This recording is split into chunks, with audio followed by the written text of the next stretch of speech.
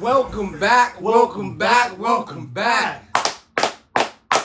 BlockBoy SportsTalk. Y'all already know what it is. Your man Vex, man.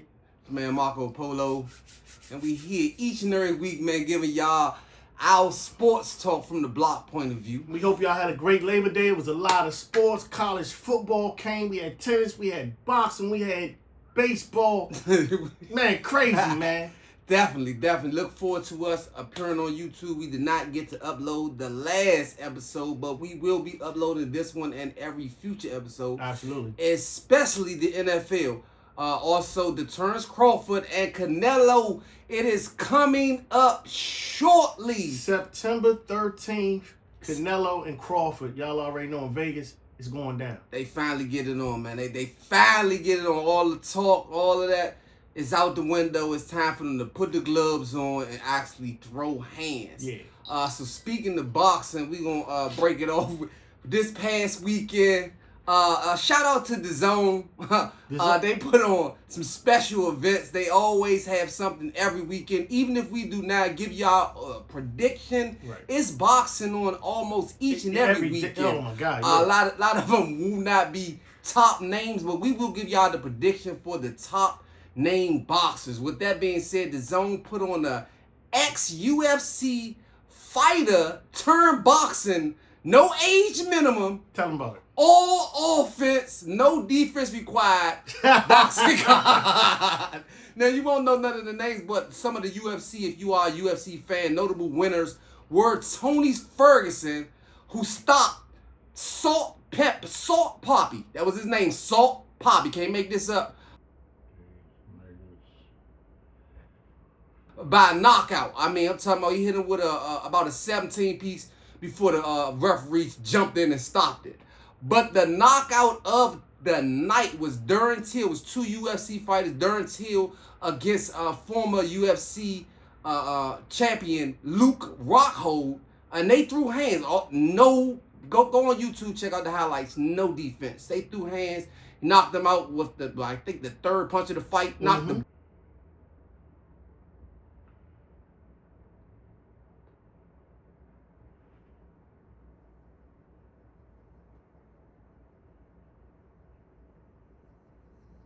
down, and then after that, he hit Luke Rockhold with a punch that folded him like like a lawn chair.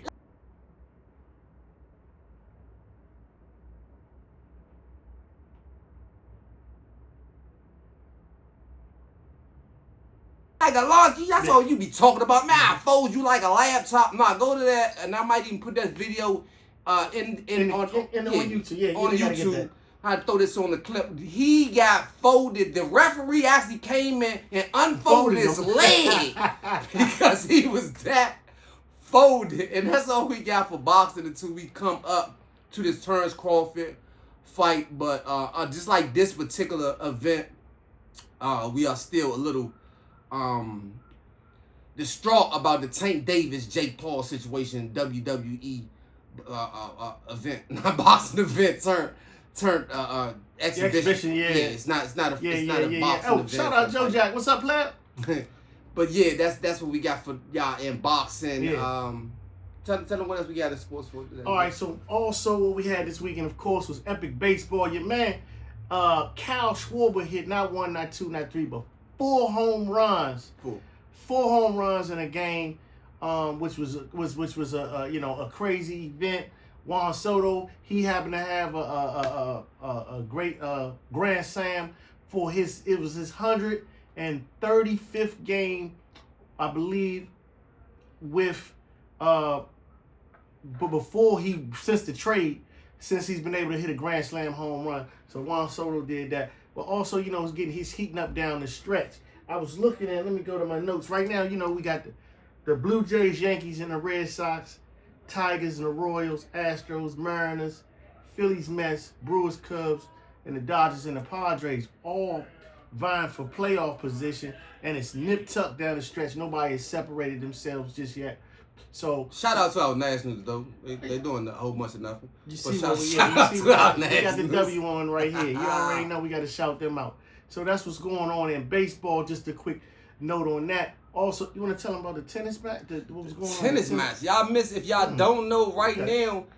It's the U.S. Open. Was what's going on, and it was an upset, like a changing of the guards. You remember when Coco Gauff upset Serena Williams back in the day. Right. This was pretty much a turning of events, whereas though Naomi Osaka destroyed Coco Gauff after she came back after she just had a fresh child. She came back, and they're still young, but she destroyed Coco Gauff. Coco has been trying to work on her swing. She's got a new coach. Konnichiwa, Osaka. She's Japanese. Hey, let's go. But she beat the brakes on the 2 straight sets. It didn't even look close. Black Japanese. Black and Japanese. Yeah, it was 2 Japanese playing, but she's black Japanese. But shout out to Naomi. Yeah, Osaka. She played wonderful. She big up Coco. That was one of her idols. And and Coco started crying after the fight. Yeah, and Osaka came over to her and said, "Hey, girl, keep your chin up. Let the world know. Don't go in the shower and cry. Come on out here. Let the world know. Let them know that emotions are real and how you really feel."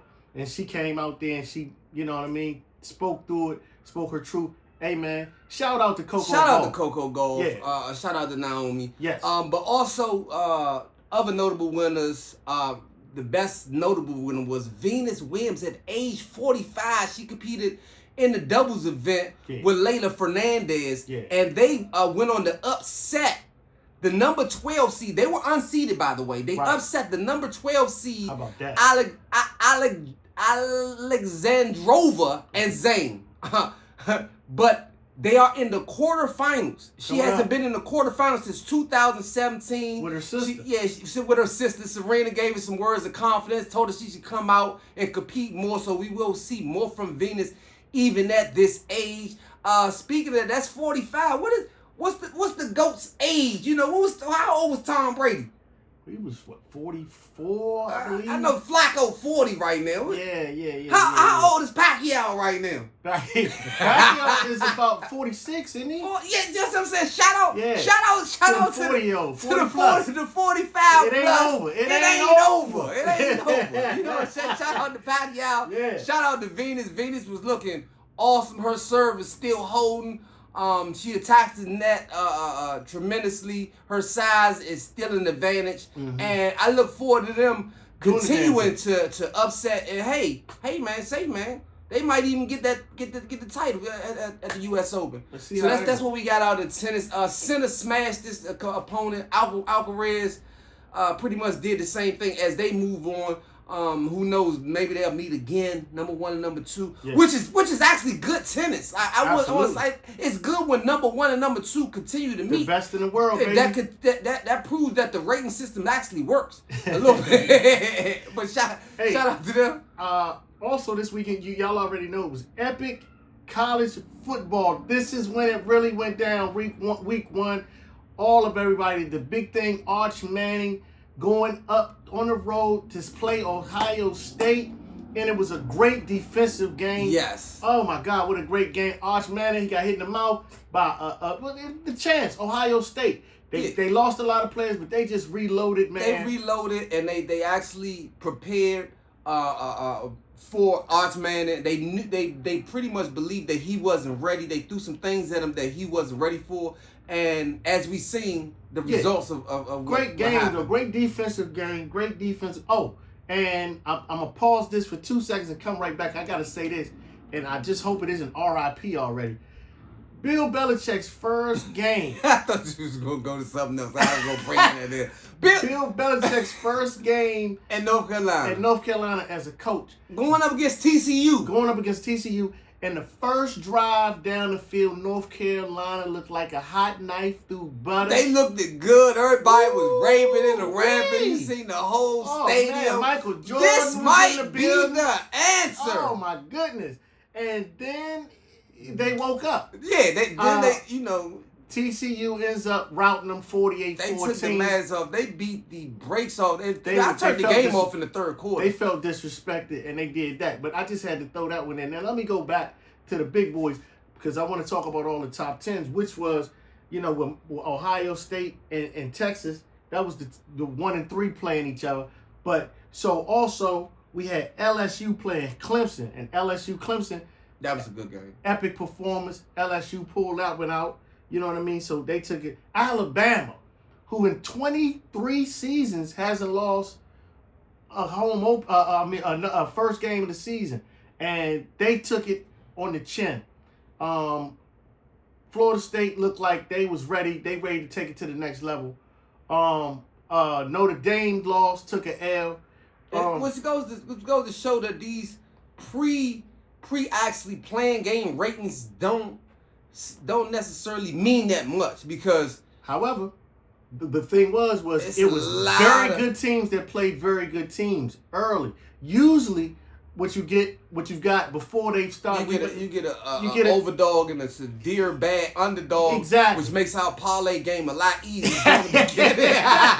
Exactly. So what happened was you actually had some tough teams play each other, and it was a dogfight, which is cool early on, because now with the format of the 12-team playoffs, you can take a loss or two and still be viable at the end. It wasn't like before when you lost one game and you knew you wasn't going for the championship. So it's still cool. Texas got a shot. Arch Manning, technically, it's like his first real shot. Yeah. So I saw him take lumps on it. Look, he played pretty much the best team in college, and they pretty much planned the defense for him. Yeah. And he wasn't ready. Yeah. They got a whole team playing against you. But he wasn't horrible. No, he wasn't. I'm hearing a lot of things about. A lot of pressure. Oh, definitely a lot of pressure. Like I said, that's basically his first game starting really on the road, going up to Ohio State. I mean, come on, man. So kudos to him for even sticking in there, playing how he played. Watch out for him coming up in the future. Do not blink. He's still gonna have a great season this year, as well as a college career. Hey man, they gonna make sure that they take care of their lineage. If you think anything different, no you question. need to change your mind. Yeah, no question about that. So what else you got? Before we get to the good football, the WNBA standings right now. The Fever are still in it. Technically, let's see the top 8. Let me see. Top 8. 1 second.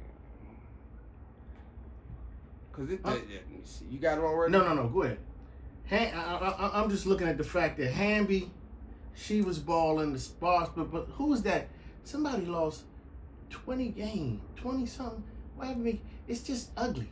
It's been some ugly stuff in the WNBA because of injuries and a lot of stuff, man. Yeah. So currently Minnesota clinched. Vegas clinched. They had some ups and downs until AJ got back in her bag, and then they went on a mean run. Atlanta, they also clinched, and Phoenix clinched. Those are the only 4 teams that have clinched the playoff berth. New York then went from number 2 seed to number 5. They still at number 5. Golden State looking good. Indiana, they hanging on to the 7th spot. Seattle, who's been eliminated?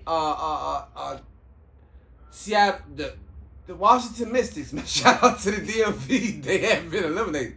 Connecticut Sun have been eliminated. Who's still alive? That's the better question. Yeah. Seattle was holding the 8th spot. We just want to know who getting cardio. LA got a chance. The rest of Chicago, those teams that have been eliminated, this is how you get your parlays together. But you got to watch it. I'm just telling you, this is why I looked at that. That's just me. Y'all already know. I already told y'all, I don't care who they hate or who they date, as long as they get my parlay straight. Exactly. You better know it, not just say it. Mm-hmm. So right after the Canelo and Terrence Crawford fight, which is September the 13th, yes, then we'll be jumping right into the WNBA playoffs. Right. To get that started. We are definitely looking forward to football. That's what y'all tune in for. Oh, my goodness. Tune in for Thursday night football. Before we get into Thursday night, let's talk about the elephant in the room to my with my co-host and Cowboy fan. Let's talk about the elephant in the room. A lot of people out there got people who out there selling jerseys. My man had 18 Michael Parsons jerseys. I don't know what he's gonna do with them. You know what I'm saying? I don't even think they gonna buy him for nostalgic purposes. I don't think they gonna buy him for $11. Hey man, And last week, 2 weeks ago, you could have got 100 for them jerseys. But Michael Parsons is no longer a Dallas Cowboy. A Dallas Cowboy. Yeah. I repeat, Micah Parsons is no longer a Dallas Cowboy. We'd have got into this a lot earlier, but our podcast is usually on Mondays due to the holiday. We on here Tuesday, but we are at it. He is at Green Bay, and many times as Green Bay done hurt the feelings of the stars of the NFL. You that's what you do. A lot of Dallas Cowboy fans are upset. They are calling for Jerry Jones' head. They want him to retire. They said, hand it over to your son. Sell a team. Do whatever you're going to do. But they're unhappy. We thought it was a pump fake. No, he took the shot. He said, go ahead, Michael. We don't need you. I ain't tripping off that. I got enough money. The attention's on me now. And that's what he did. Okay. All right. Now that you got that all out the way, I'm going to go to it in another direction. We got 2 first-round picks coming up in the next 2 years. We picked up Kenny Clark, who's known as a run stopper when he's healthy. He hasn't been healthy, but when he's healthy, he's a Pro Bowl defensive tackle, which is a hole that they definitely needed on their defense. Michael Parsons, unfortunately, in his whole time being in the playoffs, he's only had 1 sack and like 7 or 8 tackles or something. It's just he did not. When it came to the marbles being on the table, he did not produce during those moments. So, also, Green Bay decided to go ahead and give him the $188 million. They gave him the bag because we're not gonna let you. I'm not gonna let you get away with that one just like that. It's that your breakdown. It sounded good. It sounded nice, professional, clean, cut. Seemed like you did your research. But the fact of the matter is, you know what I'm saying? You don't throw Halle Berry out the car because her hair short. She's gorgeous. I mean, he's a star. He's what they look for. Like I said, he got like 18 jerseys. He didn't have 18 Michael Parsons jerseys because Michael Parsons is not a definite star. Yeah, no question. They had to go get some Green Bay jerseys. He's been known to make sacks. He had 12 sacks his first 4 years in the NFL. He was a pillar in the community, a team leader. A lot of people liked him. A lot of people were upset. But right now, you got to do damage control. You got to go with what's going on. And having 2 first-round picks in the future, additionally with your own first-round picks. That is looking at the cup half full. You have to look at that. There's no other way to look at the cup.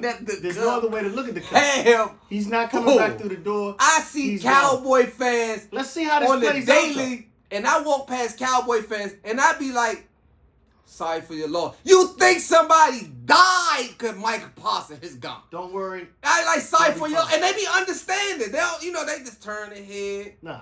And you know what I'm saying? You can see them dazing off into a phase and thinking about their possibilities if they still want to be Cowboy fans. I will say about that about y'all. Cowboy fans do stay Cowboy fans. That's I will say. It will be fine. It's no need to worry. It's no need to panic right now. We got a defensive stopper. We got a new head coach. We got a new regime going on. $92 million went to Deron Bland that they cornerback. They went ahead and re-signed him. Let's see how this plays out. Let's see how the defense. Let me play devil advocate and jump on your side of this. Yeah, that last preseason game, man. Cowboys got all the interceptions. That defense was looking good. And Michael Parsons wasn't there, man. That was preseason. I ain't gonna do that, man. I ain't gonna do that. I don't personally believe you can replace a Michael Parsons, man. Shout out to Green Bay. No, you can't. And then y'all got to play Green Bay. We will see how this turns out. And see how when we look at all of the stars in their faces with their blue and gray star on their hat. I tell you what. We'll see on Thursday night when they cover the spread against the Philadelphia Eagles. Right now, they're getting 8 points. You pay CD, you pay that. You even paid the running back with the little nose in his ring. You don't pay Mike.